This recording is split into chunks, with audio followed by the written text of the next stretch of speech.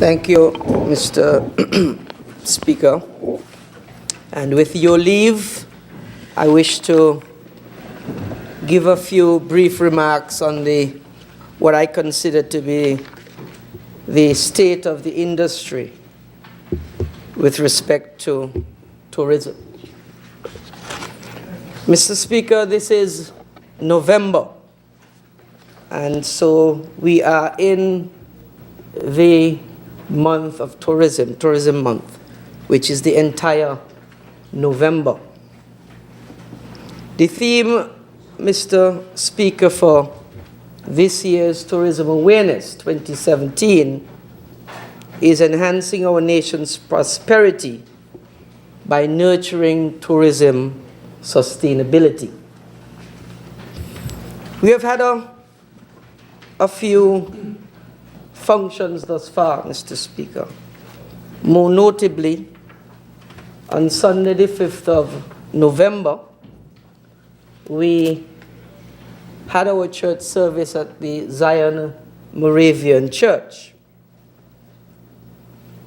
On Saturday last, we had our music festival retreat, where we did some introspection and rethinking of the St. Kitts Music Festival to determine, first of all, where we are, and secondly, where we expect to go from here. And I believe it was a very interesting day, I think from 9 in the morning till about 2 in the afternoon.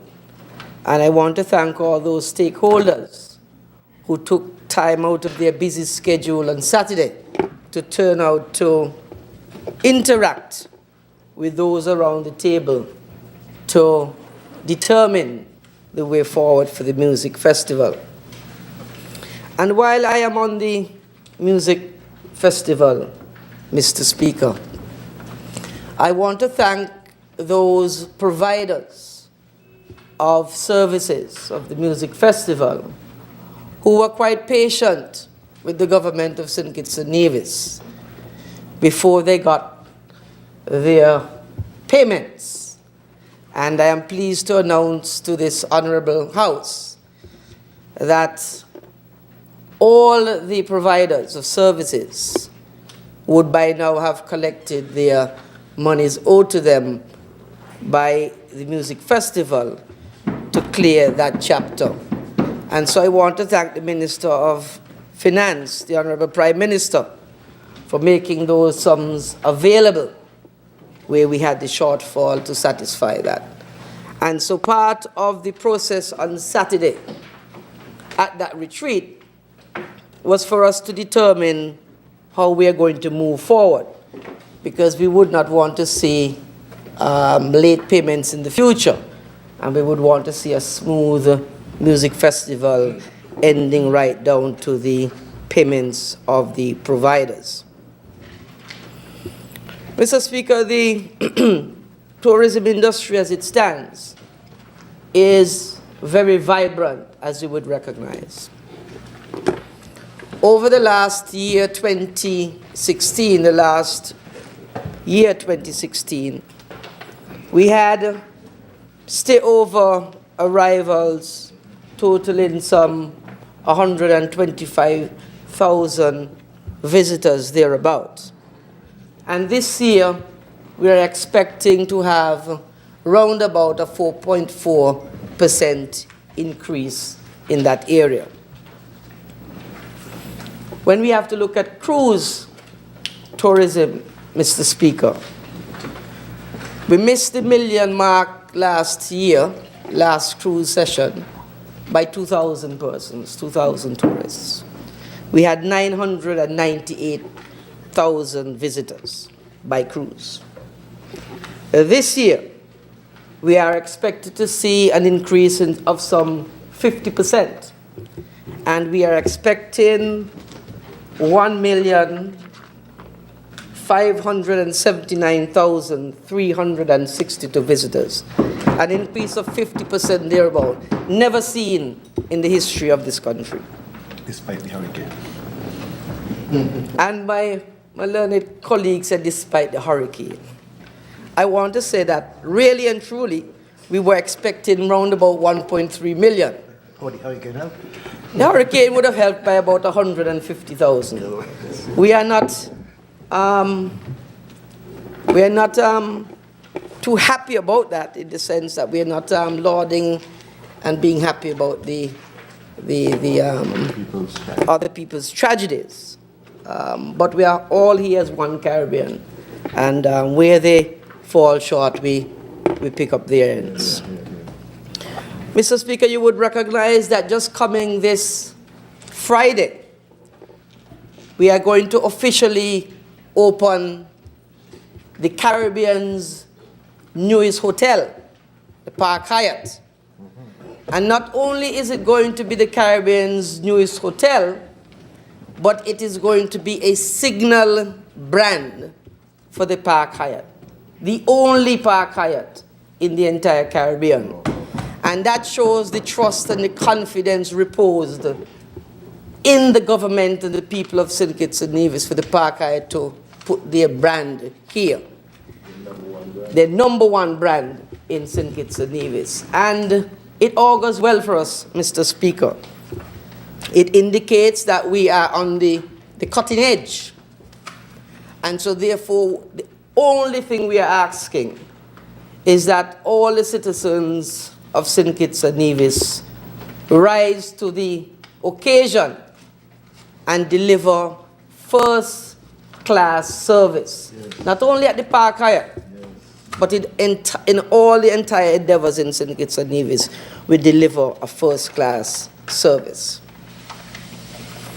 And you would also recognize, Mr. Speaker, that just Saturday last, we journeyed down to the area of camps, and we broke ground on a mega 350-room hotel, condominiums, villas, casino, spa, restaurants. Something good is happening in St. Kitts and Nevis on the team unity. But I just want to let the country understand, Mr. Speaker, the effect of visitors to the country, because it's important that we understand the practicality of those visitors who grace our shores. Very, very important. Because just this week alone, we are expecting 14 ships. Just this week alone, 14 ships. 35,759 visitors to our shores. And Mr. Speaker, there is a report called the BREA report, B-R-E-A. It's the Business Research and Economic Advisors reports. It is a report commissioned by the FCCA, that's the Florida Caribbean Cruise Association. And they determine the spend based upon empirical data and statistics, the spend of every visitor in every jurisdiction of the 35 jurisdictions under their watch. And what does the BREA report say? The BREA report says that every visitor that graces the shores of St. Kitts and Nevis spends $111.08 US dollars. $111.08 US. So those 14 ships and the 35,759 passengers this week translates to $3,972,108 US dollars, or approximately $10.7 million EC pumped into this economy just this week. Just this week. And if we have to look at November, that's the month that we are in, 76 calls in November. a total of 160,843 passengers, translating to $17,866,440 US, or yes, US. And December, what a December we're having, Mr. Speaker. Because in December, there is only one day in December that we don't have a ship. December the 17th. And for the month of December, we have 115 calls.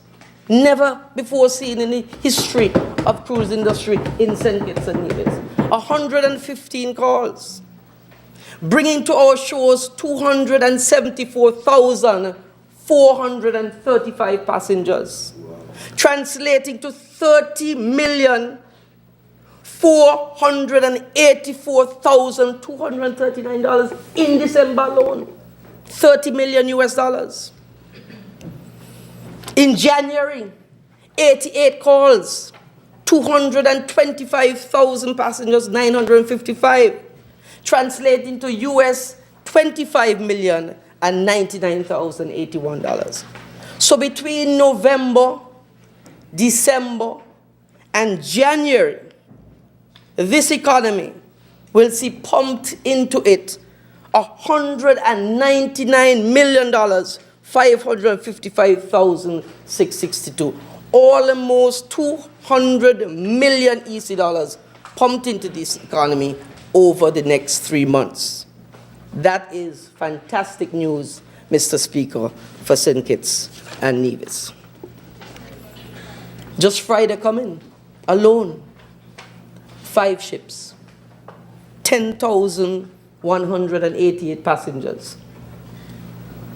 And we now have to be dialoguing with the police, with the army, with the nurses and the doctors, with the fire chiefs, with all the vendors and purveyors around town. What are we dialoguing with them about?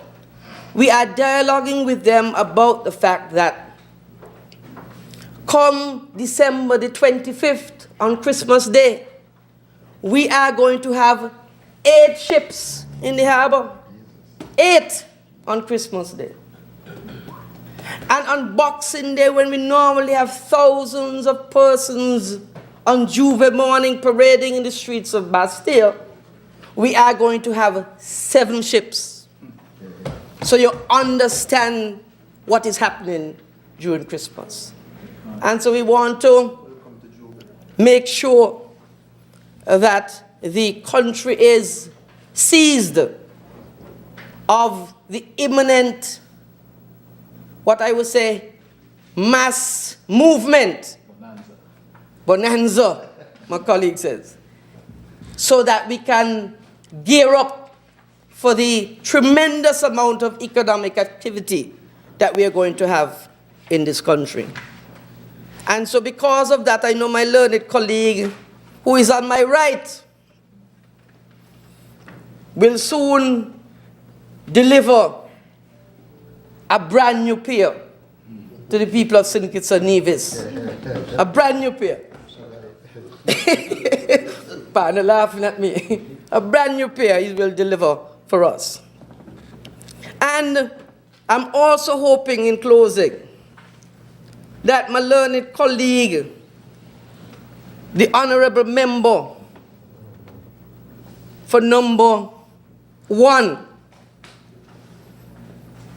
will shortly announce to St. Kitts and Nevis something that hinges upon the RLB International Airport, which will be a game changer for St. Kitts and Nevis, which will be a legacy of this government called Team Unity, which will be of such a magnitude that the kakistocrats on the other side will no more grace these hollowed chambers and walls.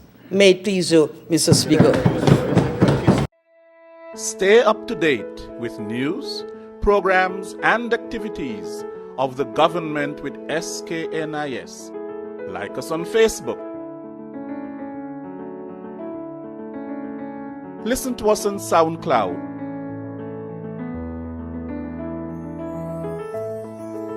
Follow us on Twitter. And watch our videos on YouTube. Connect with us today.